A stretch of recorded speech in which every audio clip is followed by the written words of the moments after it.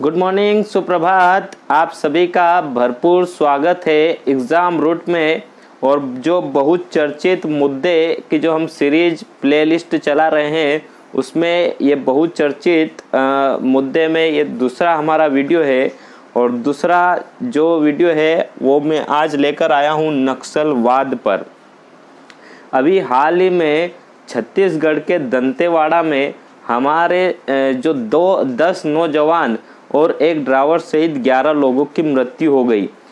उसका कारण था कि वहां पर नक्सलवादियों ने हमला कर दिया था और इस कारण से उनकी डेथ हो गई। तो आखिर हम जानने का प्रयास करेंगे कि ये नक्सलवादी लोग है कौन, इनकी क्या मंशा है, इनसे किनकी दुश्मनी है और ये कहां से उभर कर आया है नक्सलवाद। पूरा जानने का प्रयास करेंगे हम वीडियो में।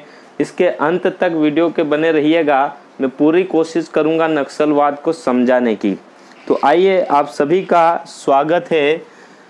पहले हम बात करते हैं नक्सलवाद की विश्व लेवल पर और फिर हम बात करेंगे नक्सलवाद की भारत में। इस साइड मैंने बनाया पूरा कि विश्व लेवल पर नक्सलवाद की क्या है। इसकी जो शुरुआत है नक्सलवाद की 19वीं सदी में इसकी शुरुआत होती है नक्सलवाद की। और विश्व में जो जर्मन के एक दार्शनिक थे कार्ल मार्क्स के द्वारा कम्युनिस्ट या समाजवादी विचारधारा का जन्म दिया था कार्ल मार्क्स ने। इन्होंने इनकी जो 2 पुस्तक थी कम्युनिस्ट घोषणा पत्र, एक पुस्तक का नाम था कम्युनिस्ट घोषणा पत्र और दूसरी थी दास कैपिटल। इसमें पूरी तरीके से इन्होंने समझाया कि जो कम्युनिस्ट और समाजवाद की डेफिनेशन इन्होंने समझाई। इनका उद्देश्य था और इनका मानना था कि पूंजीवादियों में संघर्ष होगा एक दिन और जो मजदूर है यानी सर्वहारा वर्ग है वो दुनिया पर एक दिन कब्जा करेंगे। जो पूंजीवादी लोग हैं, जो जमींदार लोग हैं, ये लोग पर एक दिन क्या होगा, संघर्ष होगा। इन लोगों में जातिवाद पर संघर्ष होगा और जो निम्न वर्ग है, जो मजदूर वर्ग है, सर्वहारा वर्ग है, ये एक दिन सत्ता पर काबिज होगा। ये मानना था कार्ल मार्क्स का। एक दार्शनिक थे ये और ये कम्युनिस्ट समाजवादी विचारधारा के व्यक्ति थे। धीरे धीरे न कोई वर्ग बचेगा इनके अनुसार और न कोई राज्य बचेगा। इसे ही कम्युनिस्ट कहा गया या समाजवाद कहा गया। इसी विचारधारा पर, यही समाजवाद की विचारधारा पर, कार्ल मार्क्स की विचारधारा पर 1917 में रूसी क्रांति होती है और उसकी जो अगुवाई है वो व्लादिमीर लेनिन के द्वारा की जाती है। लेनिन ने उस वक्त के सम्राट, जो रूस के उस वक्त के सम्राट थे निकोलस द्वितीय को हटाकर वहां पर रूस पर अपनी सत्ता हासिल कर ली थी।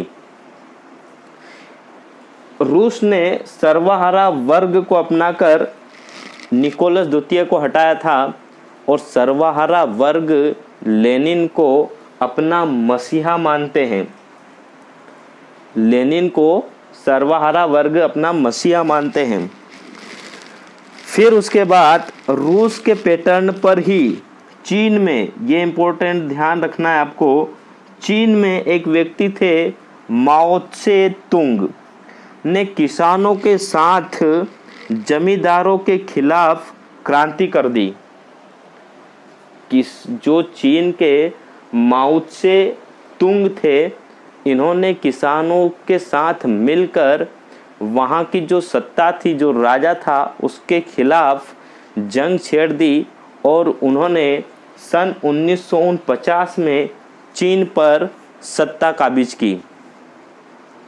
नक्सलवाद का अब सीधा सा इतना समझ में आ रहा है कि नक्सलवाद का मतलब है कि जो सर्वहारा वर्ग और पूंजीवादी वर्ग, सर्वहारा वर्सेस पूंजीवादी लोगों की लड़ाई था, मेन मकसद था नक्सलवाद का। नक्सलवाद का जन्म मैंने बताया कहाँ से होता है, कार्ल मार्क्स की विचारधारा के आधार पर होता है। समाजवाद और कम्युनिस्ट के आधार पर। उनकी 2 पुस्तक ध्यान रखना, कम्युनिस्ट घोषणा पत्र और दास कैपिटल। उसके बाद चीन के व्यक्ति को ध्यान रखना, अगुवाई चीन के व्यक्ति माओ त्से तुंग, इनकी विचारधारा भी कम्युनिस्ट थी और लेनिन रूस का भी कम्युनिस्ट समाजवादी विचारधारा का व्यक्ति था। ये होती है विश्व जगत की बात नक्सलवाद पर। अब हम बात करते हैं हमारे भारत में। 1967 में वेस्ट बंगाल में कम्युनिस्टों की सरकार थी, समाजवादी सत्ता थी 1967 में वेस्ट बंगाल में, और किसान आंदोलन वहाँ पर चरम पर था। नक्सलवादी गांव से भड़की चिंगारी नेतृत्वकर्ता, जो नक्सलवादी गांव का ध्यान रखना, एक वेस्ट बंगाल का गांव है नक्सलबाड़ी।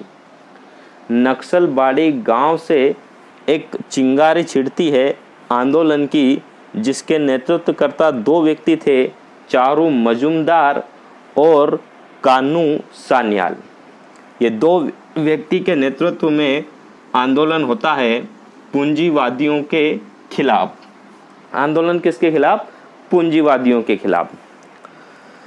चारू को भारत में नक्सलवाद का पिता कहा जाता है। भारत में नक्सलवाद का जो पिता कहा जाता है वो चारू को कहा जाता है, और कानू को पहला नक्सली माना जाता है भारत में।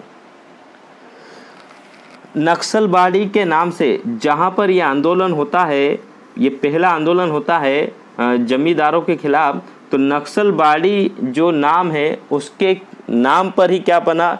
नक्सलवाद पड़ा। यानी जो ये नक्सलबाड़ी गांव, उस नक्सलबाड़ी गांव से ही इसका नाम पड़ा क्या? नक्सलवाद। और इसे करने वाले को नक्सलवादी कहा जाता है। चारू और कानू, ये जो 2 व्यक्ति थे, चारू और कानू, ये दोनों चीन कम्युनिस्ट नेता, जो चीन के कम्युनिस्ट नेता माओ त्से तुंग मानते हैं, इसलिए नक्सलवाद को माओवाद, नक्सलवाद क्यों कहा जाता है? क्योंकि ये वेस्ट बंगाल के नक्सलबाड़ी गांव से इसका उत्थान हुआ है। और माओवाद क्यों कहा जाता है? क्योंकि चीन में एक कम्युनिस्ट नेता हुआ करता था, जिसने किसानों के साथ मिलकर 1949 में सत्ता हासिल करी थी। उसी के आधार पर चारू और कानू दोनों उसी विचारधारा से यहाँ पर क्या करते थे? नक्सलवादी काम करते थे, यानी जमींदारों के खिलाफ अपना वर्चस्व स्थापित करते थे। इसीलिए नक्सलवाद को माओवाद भी कहा जाता है। नक्सलवाद अब बाद में, चारू और कानू के बाद में नक्सलवाद 2 धड़ों में बट गया था।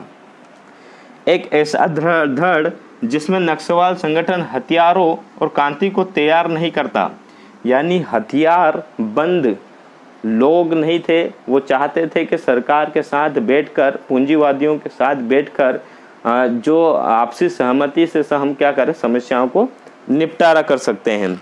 दूसरा धड़ चाहता है, जो माओवादी विचारधारा का था, वो चाहता है कि एक संगठन होना चाहिए, हथियार बंद होना चाहिए, लोगों को मार काट कर ही हम क्या कर सकते हैं, हमारे अधिकारों का रक्षा कर सकते हैं। इसलिए इन्हें क्या बोला गया? लेफ्ट विंग एक्सट्रीमिस्ट भी इसे कहा जाता है। और जो इस क्षेत्र से प्रभावित एरिया होता है उसे रेड कॉरिडोर कहा जाता है। Red corridor. बंगाल में, हमारे जो इंडिया है, हमारे इंडिया में बंगाल में शुरुआत हुई थी नक्सलवाद की, और बंगाल में कुछ ही दशक के बाद यह बिहार, झारखंड, छत्तीसगढ़, ओडिशा और मध्य प्रदेश, महाराष्ट्र, तेलंगाना, आंध्र प्रदेश और कर्नाटक राज्य तक फैल गया था नक्सलवाद। लेकिन अभी जो बात करें हम, तो ये छत्तीसगढ़ राज्य में बहुत ज़्यादा मात्रा में है, अभी भी है। बाकी सभी राज्यों ने अपने अपने स्तर पर, सेंट्रल केंद्र की सरकार के अलावा अपने अपने स्तर पर कुछ पाबंद बनाए हैं नक्सलवाद के खिलाफ। इस कारण थोड़ा सा उसमें रुकावट हुई है, लेकिन छत्तीसगढ़ में इतनी हद तक रुकावट नहीं हुई है और ये अभी भी नक्सलवाद वहाँ पर चल रहा है। तो मैंने समझाया कि नक्सलवाद क्या है और माओवादी कहाँ से आया, नक्सलवाद शब्द कहाँ से आया, ये शब्द मैंने समझाने के सारे प्रयास करे। तो आई होप ये बहुत चर्चित मुद्दे में ये वाला मुद्दा आपको समझ में आया होगा, नक्सलवाद का। तो दूसरे वीडियो में हम मिलेंगे नेक्स्ट वीडियो में, तब तक के लिए बाय, जय हिंद, जय भारत।